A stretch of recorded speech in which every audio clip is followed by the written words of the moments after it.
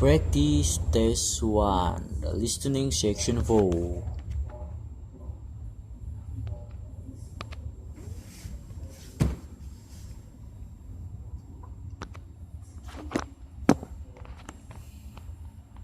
Hi everyone, today I'm going to be talking about the origin of ceramics. So first of all, let's start off with what is a ceramics? Well, generally speaking, ceramic are what you get when you apply heat to certain inorganic, non-metallic solids and then allow them to cool.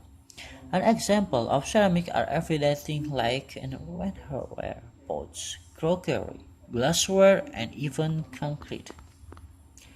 So how did it all begin? Well, it all started around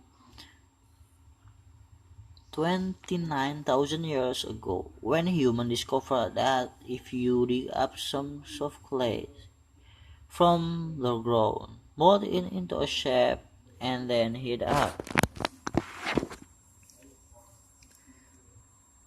to a very high temperature.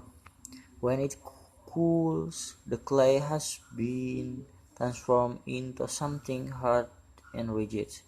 And so, what did those first humans do with their discovery? Well, they created figures which were small statues and which depicts animal or gods, or any shape that the clay could be molded into.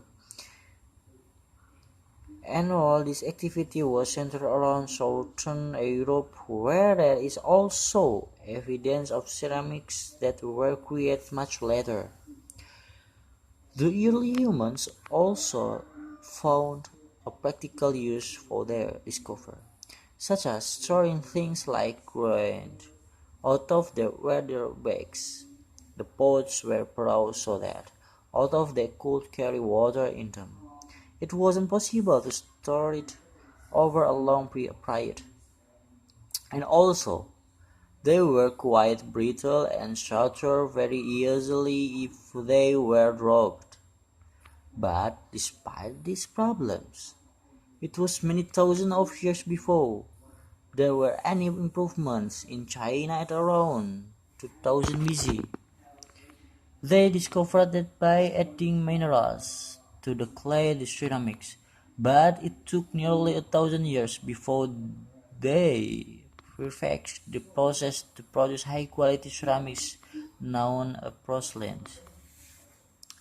And once they had perfected the process, they keep it sacred for another 1,000 years. Compared to the first ceramics, porcelain was lighter, finer, harder, and wetter, and became an important commodity in China's trading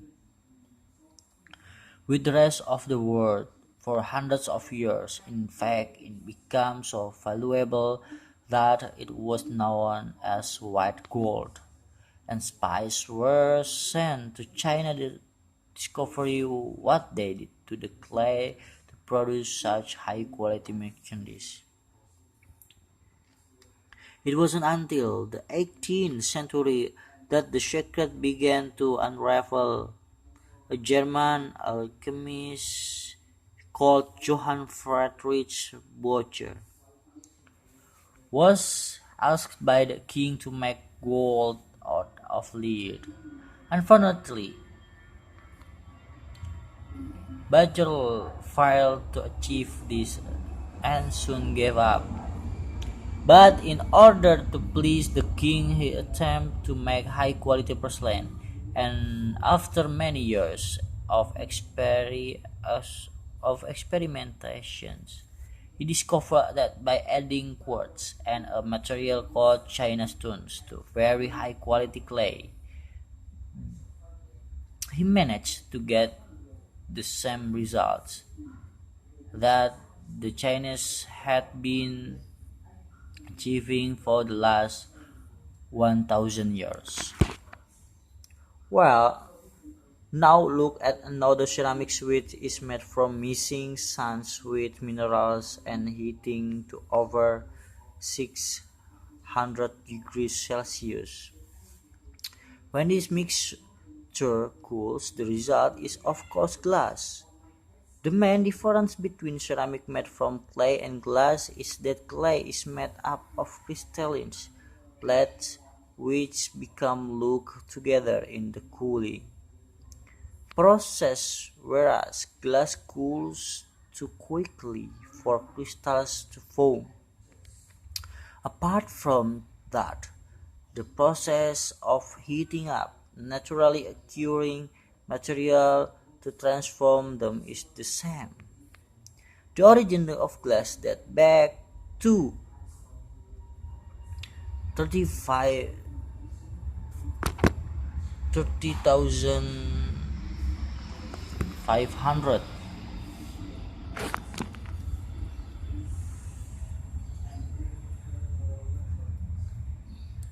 but it wasn't until the Roman Empire 2000 years ago that art of glass blowing and the practical use glass became more widespread.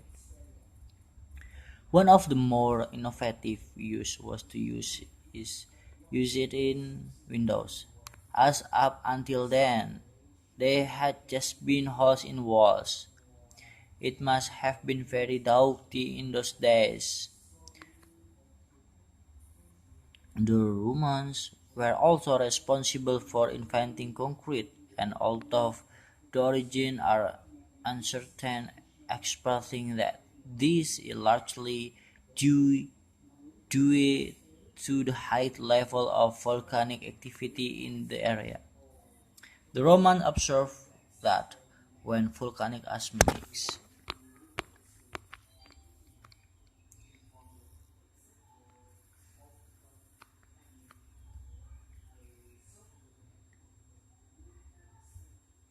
with water and then cools, it gets extremely hard and almost impossible to break up. The chemical reaction that follows is very complex and continues for many years, and the concrete just keeps getting harder. Evidence of this is the numerous Roman remains that are still standing, many of which are almost completely intact.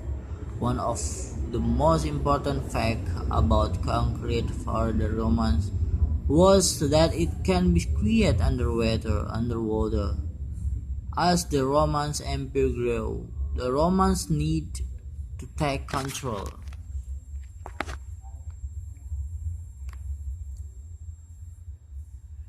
of the seas, and for this they need to build harbors capable of holding a fleet of ships.